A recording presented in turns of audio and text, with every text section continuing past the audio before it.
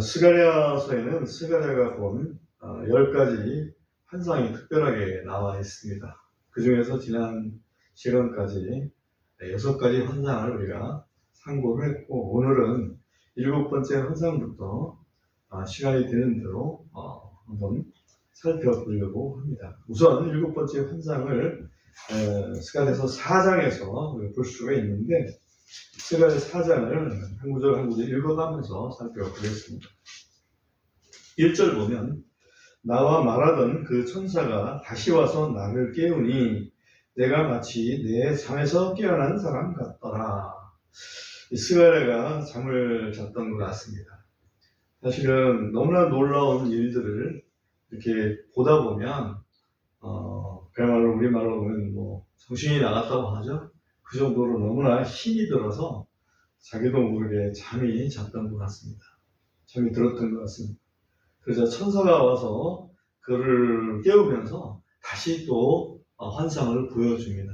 그게 7번째 환상인데, 그가 내게 이르되 내가 무엇을 보느냐 하니, 내가 그것의 꼭대기에 잔 하나가 있고 그것 위에 7 등잔이 있으며 그것의 꼭대기 위에는 7 등잔에 연결된 7 관이 있나이다.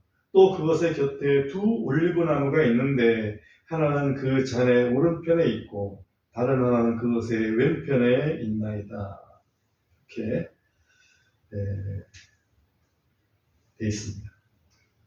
다시 말하면 황금으로 된 등잔대가 있고, 그 다음에 그 등잔대 좌우에 2 올리브나무가 있는 그런 환상을 보았습니다. 등잔대의 모양은 거기 보면 꼭대기에 큰 잔이 하나 있고, 어찌 보면 잔이라고 그러면 좀 작아 보이잖아요. 큰 어떻게 보면 대접이 하나 있고, 그리고 거기에서부터 이렇게 연결된, 관으로 연결돼서 7 등잔이 켜질 수 있도록 그렇게 되어 있고, 그리고 그 큰 잔, 대접, 그 좌우로 올리브나무가 2 그루가 하나는 왼편에 하나는 오른편에 이렇게 있는 그런 모습을 환상으로 보았습니다. 그러면서 그 보고 난 다음에 스가랴가 천사에게 이렇게 말합니다. 4절 보면, 나와 말하던 천사에게 내가 이같이 대답하고 말하여 이르되 내 주여 이것들은 무엇이니까 이렇게 물어보니까, 그때 나와 말하던 천사가 내게 응답하여 이르되 이것들이 무엇인지 네가 알지 못하느냐 하므로 내가 이르되 내 주여 알지 못하나이다. 스가랴가 이렇게 환상을 보면 그가 뭐구나라고 금방 알아채지 못했다는 얘기죠. 정직한 겁니다. 그죠? 모르면 모른다고 해야지. 모르는데 아는 척 하면 안 되지 않겠냐. 6절 보시면, 이에 그가 내게 응답하여 말하여 이르되 이것은 수룹바벨에게 하신 주의 말씀이 이르시기를 힘으로 되지 아니하고 능력으로도 되지 아니하며 오직 내 영으로 되느니라 만군의 주가 말하노라. 이 환상학도에서 사실은 수룹바벨은 그 당시에 성전을 이제 건축하고 있는 그런 통치자입니다. 그 통치자에게 여호와의 말씀이 임하는데, 이것은 힘으로 되는 게 아니다. 다시 말하면 여호와의 성전을 건축하는 것 자체가 여기는 국한될 수도 있고 또는 다른 일까지도 포함될 수가 있습니다. 그것은 힘으로 되는 것도 아니고 능력이 있다고 되는 것도 아니다. 오직 내 영으로, 하나님의 영, 여호와의 성령으로 된다는 것을 여기서 말씀하고 있습니다. 우리가 잘 알지만 이 등잔대에는 거기에 기름이 필요하잖아요. 그 기름은 항상 누구를 상징합니까? 성령님을 상징하잖아요. 그래서 그 기름을 성령님에 의해서, 결국은 기름에 의해서 비침하듯이 성령님에 의해서 이루어진다는 것을 먼저 큰 메시지를 주고, 그 다음에 계속해서 말씀하십니다. 7절 보면, 오 큰 산아 내가 누구냐? 수룹바벨 앞에서 네가 평야가 되리라. 큰 산이라는 것은 뭔가 이를 가리고 있는 그런 거지 않습니까? 예수님께서 네가 산을 향해서 산아 없어져라. 예를 들면 산아 네가 꽃 피어서 바다에 던지우라. 그렇게 말하고 의심하지 않으면 그대로 되리라 하는 것처럼 우리 앞에 뭔가 사역을 하는 데 있어서 그걸 방해하는 큰 걸림돌, 이걸 산이라고 할 수가 있습니다. 근데 그 산을 수르바벨 앞에서 네가 산이 없어지고 그것이 평야가 되리라. 이 평야라는 표현은 조금 제가 볼 때는 개역 한글에서는 평지라고 했는데 평지가 조금 더 뉘앙스가 더 맞지 않나 싶어요. 그러니까 평야 그러면 마치 그 곡식을 많이 이렇게 곡식을 심을 수 있는 그런 들판을 평야라고 얘기를 하는데 산이 무너져서 이렇게 평평하게 된다라고 할 때는 평지가 오히려 좀 더 나은 번역이 아닌가 싶습니다. 그가 그것의 머릿돌을 내놓을 때, 다시 말하면 수르바벨이 성전에 머릿돌을 놓을 때 그 말이죠. 외치며 부르짖기를 그 머릿돌에 은혜가 있으리라 하리라 하셨느니라. 그 자체부터 은혜라는 얘기죠. 성령님이 하신다는 얘기는 우리의 힘으로 되는 게 아니기 때문에 사실은 은혜죠. 모든 게 은혜입니다. 우리가 구원받는 것도 성령님이 하시기 때문에 사실은 은혜입니다. 그렇죠? 우리가 뭘 했습니까? 우리가 성령님께서 우리로 하여금 예수님이 그리스도라는 것을 알게끔, 그걸 믿게끔 해주시기 때문에 우리가 그분을 믿고, 또 우리에게 어떤 회개하는 어떤 그 마음, 이런 것까지 주시니까 우리가 또 회개하게 되고, 이런 것이죠. 그 다음에 8절로 계속해서 읽어보겠습니다. 또 주의 말씀이 내게 임하여 이르시기를 수르바벨의 손이 이 집의 기초를 놓았으니 그의 손이 또한 그것을 끝마치리라. 이거 얼마나 힘이 되는 그런 말씀입니까? 수르바벨이 성전 기초를 놓았으니까 그 수르바벨이 또 그것을 완공시킬 것이다 라고 참 하나님의 메시지 아닙니까? 이것처럼 힘이 되는 메시지는 없을 것입니다. 만군의 주께서 나를 너희에게 보내신 것을 내가 알리라. 천사에 하는 말이죠. 왜냐하면 누가 작은 일들에 나를 멸시하였느냐. 개역 한글에서는 누가 작은 일들의 날이라고 멸시하였느냐 이렇게 표현을 하고 있는데 작은 일들의 날이라는 의미는 수르바벨이 성전을 재건하는 것을, 수르바벨이 성전 재건할 때 그 옛날 성전을 봤던 그런 그 장로들이 애게했단 말이죠. 그죠? 그런 것처럼 굉장히 멸시하는 그런 모습을 보였는데 그런 부분에 대해서 우리 하나님께서 책망하고 계십니다. 누가 작은 일들의 나를 멸시하였느냐. 이는 그들이 기뻐할 것이고 또 그들 일곱 눈과 함께 있는 수르바벨의 손에 있는 다림줄을 볼 것이기 때문이라. 그들은 온 땅을 두고 이리저리 달리는 주의 눈들이니라 하시더라. 이게 수르바벨의 손에는 다림줄이 하나 있었습니다. 다림줄은 건축할 때에 이게 수직이 잘 맞는지 그것을 보는 그 줄의 밑에 납덩어리가 이렇게 달려 있어가지고 항상 우리 있지 않습니까? 중력의 법칙 이런 거 있잖아요. 그런 거에서 수직이 잘 맞는지 그거를 체크할 수 있게끔 기둥이 제대로 수직 딱 맞게 됐다. 그런 것을 체크하는 것이 다림줄인데 그 다림줄에는 7눈이 거기에 있다 이렇게 되어 있습니다. 7눈이. 7눈은 주의 눈들이다. 계시록에도 보면 7눈이 있습니다. 그죠? 계시록에 7눈이 있는데 그 7눈은 바로 주의 눈들이다 이렇게 되어 있습니다. 다시 말하면 세상을 두루 살피는 성령님을 얘기한다 이렇게 표현을 하고 있습니다. 우리가 성전을 지을 때 이것이 바르게 짓는지 안 짓는지 성령께서 그거를 다 감시하고 있다. 결코 작은 일이 아니다. 그죠? 사람 볼 때는 작아 보여도 결코 작은 일이 아니다 하는 것을 다시 한번 리마인드를 좀 시켜주고 있습니다. 11절 그때 내가 응답하여 그에게 이르되 등잔대의 오른쪽과 왼쪽에 있는 이 두 올리브 나무는 무엇이니까 하고, 제가 여기서 오늘 제목을 땄는데 등잔대에 기름을 공급하는 두 올리브 나무가 있었습니다. 여기 보면 12절 보면 또 내가 다시 응답하여 그에게 이르기를 두 금관을 통해 자기들 밖으로 금 기름을 비우는 이 두 올리브나무 가지는 무엇이니까 하니 올리브나무가 있고 거기서 또 기름을 그 큰 대접에다 이렇게 공급하는 그러면 그 큰 대접에서는 나머지 7등잔에다가 공급을 하지 않습니까? 그래서 그 올리브나무의 그 가지는 또 무엇입니까? 라고 이렇게 질문을 합니다. 그러니까 또 천사가 반문을 하죠. 13절에 보면 그가 내게 대답하여 이르되 이것들이 무엇인지 내가 알지 못하느냐 하니 내가 이르기를 내 주여 알지 못하나이다 합니다. 그때 그가 이르되 이들은 온 땅의 주 곁에 서 있는 기름 부음 받은 두 사람이니라. 여기 사람이라고 이탈릭체로 흘렸었지 않습니까? 그 얘기는 본문에는 없다. 영어 본문에 없다는 얘기죠. 근데 사람으로 표현을 했다. 두 기름 부음 받은 둘이니라 이렇게 하는 게 본래는 글자대로 번역하면 그렇죠. 둘이니라.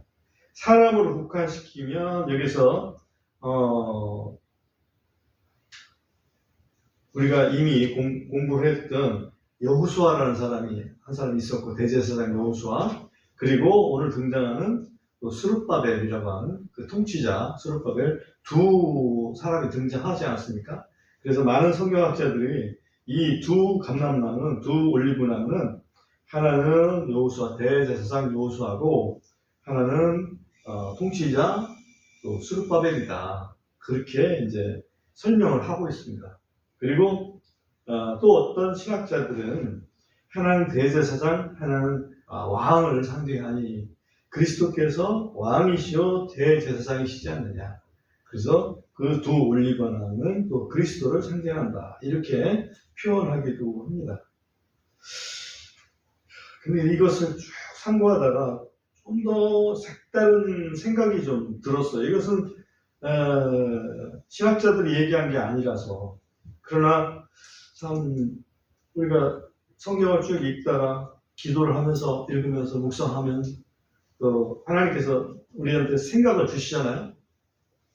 성령께서 주시는 생각이라고 저는 믿습니다.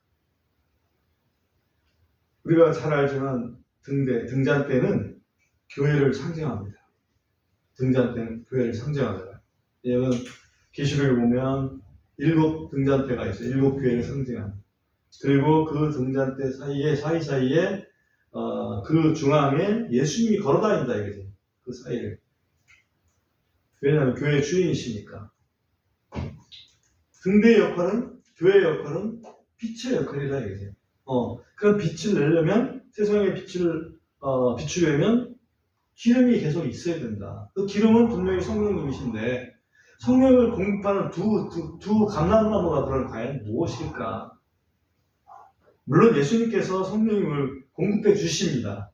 그래서 그렇게 해석을 해도 예수님이 제사장으로서 또 예수님이 왕으로서 또 공급을 해주시는 거라 이렇게 해석을 해도 되긴 돼요. 근데 성령께서 제게 좀 어찌 보면 좀 깨달음을 주셨다고 그럴까요? 그거를 보면 디모데후서 3장 16절 말씀이 좀 생각이 납니다. 디모데후서 3장 16절을 보면 이렇게 되어 있거든요. 디모데후서 3장 16절을 제가 찾아서 잠깐 읽어볼게요. 어떤 말씀인지 보면 모든 성경 기록은 하나님의 영감에 의해 주어진 것으로 라고 되어 있어요.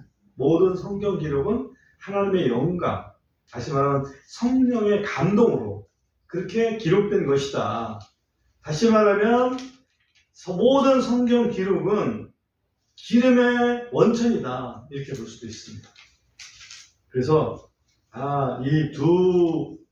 이 감람나무, 두 올리브나무는 계시록에 등장하는 두 증인과도 연관이 되겠구나. 계시록에 등장하는 두 증인은 모세와 엘리야, 그를 상징적으로 보여줍니다. 모세와 엘리야는 율법과 선지자, 율법과 예언자를 대표하는 자들입니다. 율법과 예언자는 뭐예요? 성경이죠. 성경이에요. 그래서 이 두 올리브나무의 그 저는 바로 하나님께서 성령께서 감동하셔서 이렇게 기록하게 하신 성경 말씀이 이게 교회에 어쩌면 공급되는 그 기름의 원천이다. 성령께서 그 말씀을 가지고 하시는 거지 성령께서 새롭게 말씀해 주시는 게 아니다. 그 말씀을 어떤 뜻인지 알려주시고 그 말씀으로 말미암아 교회가 힘을 얻고 또 사명 감당할 수 있도록 그렇게 하셔서 세상의 빛의 역할을 감당하게 하신다. 그런 어떤 그 생각을 좀 주셨어요. 그래서 두 올리브나무는 기본적으로는 성경이다. 오늘날에는 구약과 신약까지도 이렇게 나눌 수도 있고 구약 시대라고 본다면 율법과 예언서, 그죠? 이렇게 볼 수가 있겠다. 그게 사람으로 하면 계시록에 나타났듯이 두 증인 모세와 엘리야로 이렇게 대표될 수 있는 그런 내용이 바로 두 올리브 나무다. 이렇게 말씀드릴 수가 있습니다. 자, 그 다음에 우리 시간이 좀 가능하니까 5장으로 들어가 보겠습니다. 5장에 보면 환상 8, 날아가는 두루마리, 그 다음에 중간에 보면 환상 9, 에바 이렇게 돼 있죠. 10가지 환상으로 우리가 근본적에서 표기가 돼 있으니까요. 8번째 환상을 한번 5장 1절부터 4절까지를 먼저 제가 한번 읽어보겠습니다. 그때 내가 돌아서서 눈을 들어보니 날아가는 두루마리 하나가 보이더라. 그가 내게 이르되 내가 무엇을 보느냐 하기에 내가 대답하되 내가 날아가는 두루마리를 하나 보는데 그것의 길이가 20규빗이며 그것의 너비가 10규빗이니이다 하니라. 그때 그가 내게 이르되 그것은 온 지면 위로 나아가는 저주니라. 이는 도둑질하는 자는 모두 그것에 따라 이 편에 기록된 대로 끊어질 것이요 맹세하는 자마다 그것에 따라 저편에 기록된 대로 끊어지리라. 만군의 주가 말하노라. 내가 그 저주를 내어놓으리니 그것이 도둑의 집으로 들어가고 또 내 이름으로 거짓 맹세하는 자의 집에 들어가리라. 그것이 그의 집 한가운데에 머무르며 그 집을 그것의 목자와 그것의 돌과 함께 소멸시키리라. 여기 보면 날아가는 두루마리라고 하는 그 두루마리는 두루마리 책을 얘기하죠. 두루마리 책인데 그게 얼마나 크냐 그러니까 굉장히 커요. 20규빗에 10규빗이면 대략적으로 한 10m 바이 5m 길이가 10m 폭이 5m 되는 굉장히 크죠. 그게 하나의 책 거기에 책이 글씨가 써 있다고 생각하면 굉장히 큰 겁니다. 그런데 그 정체가 뭐냐 보니까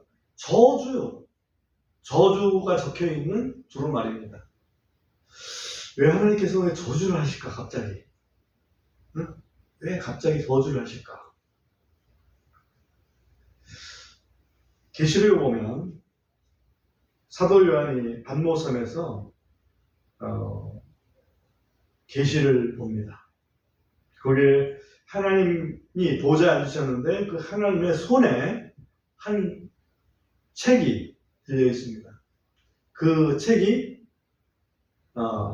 7인으로 봉인되어 있었습니다. 그렇죠? 근데 그 책의 내용은 주로 뭡니까? 저주입니다. 심판입니다. 그 인을 하나하나 뗄 때마다 나오는 것은 하나님께서 이 땅에 베푸실 심판의 내용으로 가득 차다고.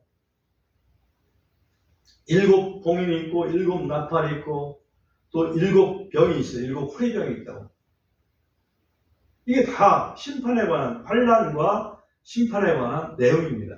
그러니 이것과 지금 스가랴가 보았던 날아가는 두루마리하고는 굉장히 관계가 깊겠구나. 우선 이런 생각을 할 수가 있습니다. 근데 왜 저주를 보냈느냐? 저주의 대상이 있겠지 않습니까? 심판의 대상이 있지 않겠어요? 하나님께서 우리 그리스도인들을 대상으로 해서 심판을 보내시는 게 아닙니다. 그러므로 어찌 보면 그 심판의 그 진노가 임하기 전에 교회를 하나님께서 휴거시키겠다고 하시는 그런 그 말씀이 있지 않습니까?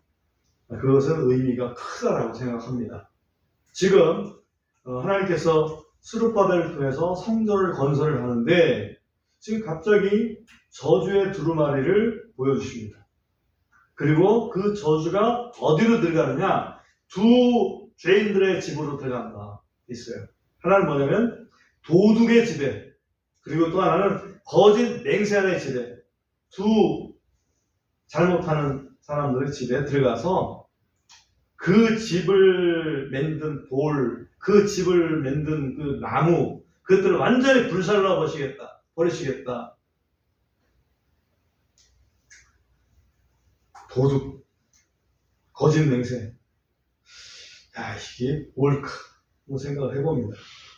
그 당시에 도둑질을 어떤 도둑질을 한 것일까? 도둑질을 했다는 것은 사람들이 가지고 있는, 다른 사람들이 가지고 있는 어떤 그 소유를 도둑질했거나, 그죠? 또는 하나님께 드리려고 했던 것들을 또 도둑질을 했거나, 사리사욕을 채우기 위해서 뭘 했거나, 또 거짓 맹세는 이건 틀림없이 하나님의 이름으로, 내 이름으로 거짓 맹세를 했으니까 하나님한테 완전히 그 거짓말하는 거 아니겠어요? 그래서 조금 더 구분을 해본다면 거짓 맹세하는 사람은 하나님께 대놓고 죄짓는 사람이고, 그리고 도둑질하는 사람들은 사람들한테 하여튼 대놓고 잘못하는 거죠. 왜 성전 건축을 하는데 이 사람들은 왜 엉뚱한 짓을 하고 있는가? 성전 건축에 지금 올인해야 되는데 오히려 다른 사람들 거 도둑질하고 권력 남용해가지고, 그리고 하나님 앞에 맹세하고 하는데 실제는 거짓 맹세하는 거죠. 그러니 하나님의 성전 건축을 도외시하고 자기 욕심을 채우려던 그런 어찌보면 지도층에 있던 사람들 아니겠어요? 그 사람들에 대한 책망입니다. 그래서 이 말씀을 읽으면서 학개 선지자가, 학개 예언자가 했던 그 말씀이 생각났어요. 학개서 1장 9절을 한번 잠깐 보면, 학개서 1장 9절에 이런 말씀이 있어요. 너희가 많은 것을 바랐으나 보라, 그것이 적은 것이 되었고, 또 너희가 그것을 집으로 가져왔을 때는 내가 그것을 불어버렸느니라. 무엇 때문이냐? 만군의 주가 말하노라. 이는 내 집이 피폐하게 되었는데 너희는 각 사람이 자기 자신의 집으로 달려가기 때문이다. 학개 스가랴 같은 시대에 예언자였습니다. 성전 건축을 해야 되는데 각기 자기 자신 집 채우는 데만 아주 그냥 다 그게 신경이 다 쓰이고, 성전 건축하는 거 신경도 안 쓰더라 이거지.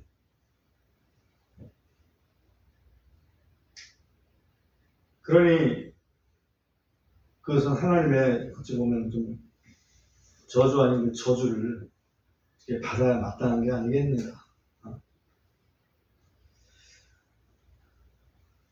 하나님의 일을 경홀히 여기는 자는 저주를 받을지어다 라고 했던 사도 바울의 어떤 메시지가 여기서 좀 들리는 것 같습니다.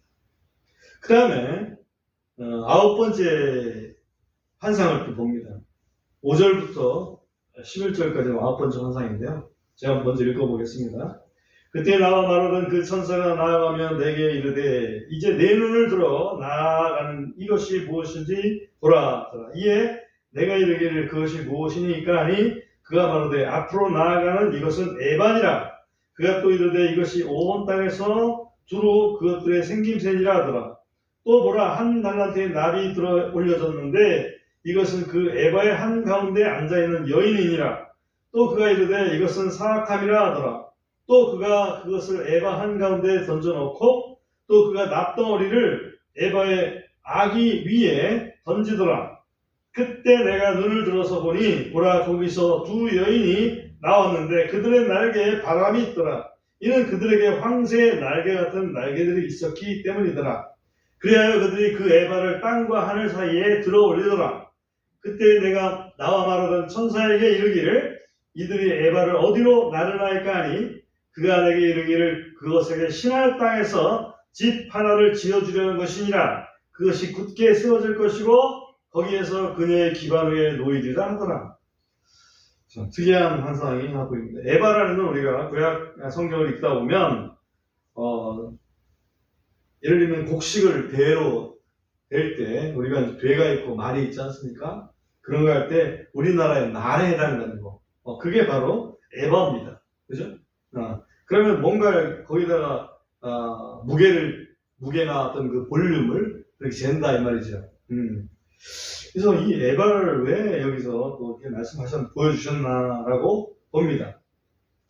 그러니까 스가랴가 물어보는 거죠. 저거 에바인데 저게 또 뭡니까? 라고 이렇게 물어보는 거죠. 물어보니까 그 천사가 대답을 해줍니다. 이것은 온 땅에서 두루 그것들의 생김새니라 이렇게 표현하는데 번역이 굉장히 좀 어렵습니다. 번역이 좀 어렵고요. 제가 조금 그거를 조금 내 나름대로는 그래도 이렇게 번역하는 게 좀 더 쉽지 않을까 하는 생각한 것은 이것은 온 땅에 두루 있는 사람들의 생김새니라. 이렇게 이거를 사람들의 이걸로 좀 표현하는 게 좀 낫지 않을까 하는 생각이 듭니다. 왜냐하면 지금 에바는 아까도 말씀드렸지만은 뭔가 측량할 수 있는 그 그릇을 에바라고 얘기를 하는데 우리가 전에도 오늘 대화했던 내용 중에 매매 베개를 우발하신 그 대화를 했는데 하나님께서 이렇게 다뤄보니까 이게 모자란다 이거지. 우리 사람들에게는 뭔가 분량이 있습니다. 그죠? 뭔가 분량이 있다. 하나님께서 주신 믿음의 분량도 있고요. 근데 여기서 보면 우리에게 죄의 분량이라는 게 있구나. 죄의 분량. 그러니까 여기 이제 에바 속에 갇혀있는 한 여자가 등장하는데 이 여자가 조그만 에바 속에 들어있으니 얼마나 답답하겠습니까? 근데 그 여자는 예루살렘 사람들을 상징을 하거든요. 예루살렘, 그야말로 이스라엘의 수도인 예루살렘 사람들을 상징을 한다고. 그 사람들이 이 에바라는 곳에 딱 갇혀있는 거야. 왜? 죄 때문에. 그리고 그 위에 한 달란트 되는 납을 올려놓겠다고 그랬어요. 뚜껑으로. 한 달란트는 우리가 약 35kg 정도 됩니다. 여자가, 그죠? 35kg의 그 무게를 그 머리에 이렇게 눌린다고 생각을 해보자. 얼마나 답답할까? 왜 그러냐고 했을 때는 여기 보면 틀림없이 뭐라고 되어 있어요? 8절에 보면 또 그가 이르되 이것은 사악함이라. 그죠? 악함 때문에 그러는 거예요. 에바 한가운데 그 여인을 갖다가 악한 여인을 집어넣고 그 위에 납덩어리를 딱 덮어온다. 그리고서는 그 뚜껑 닫은 에바를 다른 두 여자가 공중으로 들어 올립니다. 9절 보시면 그때 내가 눈을 들어서 보니 보라 거기서 두 여인이 나왔는데 그들의 날개에 바람이 있더라. 이는 그들에게 황새 날개 같은 날개들이 있었기 때문이더라.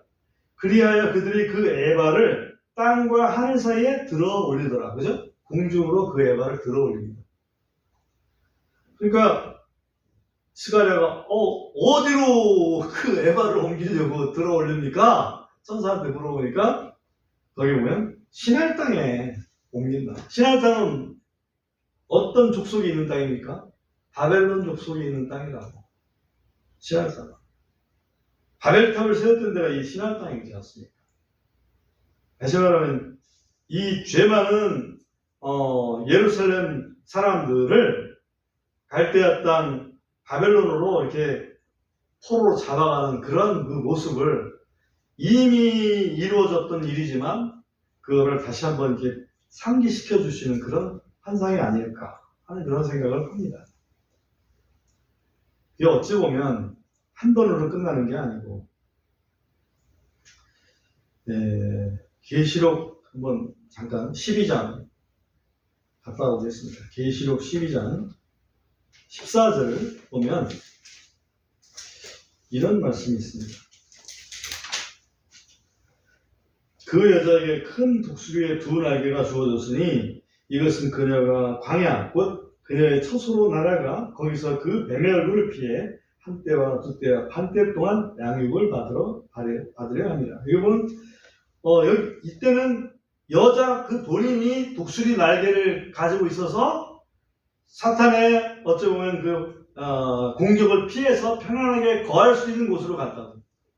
근데 지금 스갈렛에 있는 것은 완전히 에바 속에 갇혀가지고 다른 두 여자가 독수리 날개처럼 이렇게 날아가가지고 신할 땅에 갖다 놓는다 이거죠. 개념이 좀 다릅니다. 모습은 비슷한데 개념은 다르다. 회개하지 않는 그런 그 악한 예루살렘을 상징적으로 보여주는 겁니다.